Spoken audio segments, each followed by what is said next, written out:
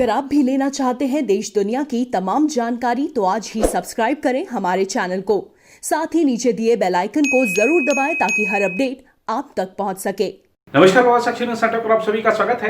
केंद्रीय मंत्री रामविलास पासवान का आज पूरे राजकीय सम्मान के साथ अंतिम संस्कार कर दिया गया। उनके बेटे चिराग पासवान ने अपने पिता को मुखाग्नि दी और इस दौरान बड़ी संख्या में आसपास के गांवों से, जिलों से लोग उमड़े हुए थे अपने नेता के अंतिम दर्शनों के लिए। रामविलास पासवान अमर रहें के नारों के बीच रामविलास पासवान का अंतिम संस्कार किया गया। बहुत भावुक क्षण था।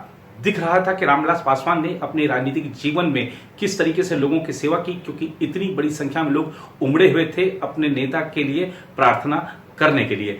अब देखिए कि राजनीतिक दलों की अगर बात कर लें तो सीमाएं टूट गई थी। सभी दलों के वरिष्ठ नेता मौजूद थे रामविलास पासवान को श्रद्धांजलि देने के लिए। आइए दिखाते हैं आपको एक खास रिपोर्ट। बिहार के कद्दावर नेता और केंद्रीय मंत्री रहे रामविलास पासवान का शनिवार को पूरे राजकीय सम्मान के साथ हाजीपुर के पास दीघा स्थित जनार्दन घाट पर अंतिम संस्कार किया गया। पासवान के पुत्र और सांसद चिराग पासवान ने मुखाग्नि दी।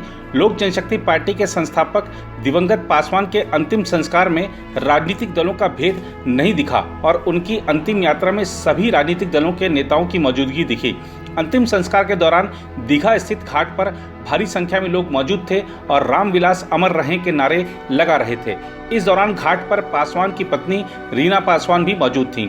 आसपास के गांवों से भी काफी संख्या में लोग लकड़ी लेकर आए थे। काफी संख्या में लोग दीघा घाट पर अपने नेता की एक अंतिम झलक पाने के लिए पहुंचे थे और वे कोविड-19 महामारी के खतरे से भी बेपरवाह नजर आ रहे थे। लोगों के बीच सामाजिक दूरी बनाए रखने के लिए सुरक्षा बलों को इस दौरान काफी मशक्कत करनी पड़ रही थी। लालू प्रसाद यादव और नीतीश कुमार के साथ 70 के दशक में अपना राजनीतिक करियर शुरू करने वाले रामविलास पासवान 1969 में पहली बार अलौली सीट से विधानसभा चुनाव जीते थे।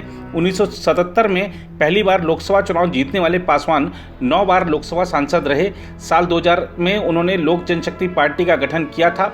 रामविलास पासवान बिहार के ऐसे नेता थे जिन्होंने देश के 6 प्रधानमंत्रियों के साथ काम किया।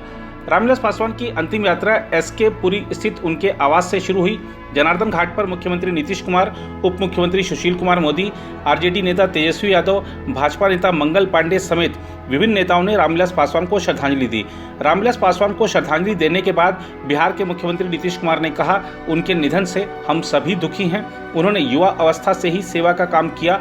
हम उन्हें श्रद्धांजलि देते हैं, कामना करते हैं कि उनके जो काम हैं उनको लोग याद रखेंगे। पासवान के अंतिम संस्कार में केंद्र सरकार के प्रतिनिधि के तौर पर केंद्रीय मंत्री रविशंकर प्रसाद शामिल हुए।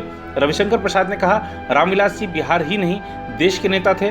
वो एक जन नेता थे। मैं अटल जी की सरकार में उनके साथ कोयला खान राज्य मंत्री था। मैं उनकी क्षमता जानता हूँ। वो उपेक्षितों की एक बहुत बड़ी आवाज़ बने। ये उनके जाने का समय नहीं था।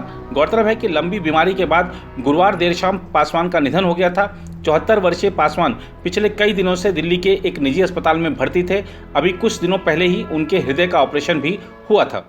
उधर बिहार चुनाव की बात करें तो बीजेपी अध्यक्ष जेपी नड्डा रविवार को पटना पहुंच रहे हैं। हनुमान जी के मंदिर में जाएंगे, वहां दर्शन पूजन करेंगे। उसके बाद जेपी निवास जाएंगे और उसके बाद जेपी नड्डा की गया में एक रैली है। और अगर हम देखें बिहार में किसी वरिष्ठ नेता की अब तक रैली बड़ी कोई होने जा रही है तो वो जेपी नड्डा की रैली है। देखना होगा कि जेपी नड्डा विपक्ष पर कैसे निशाना साधते हैं।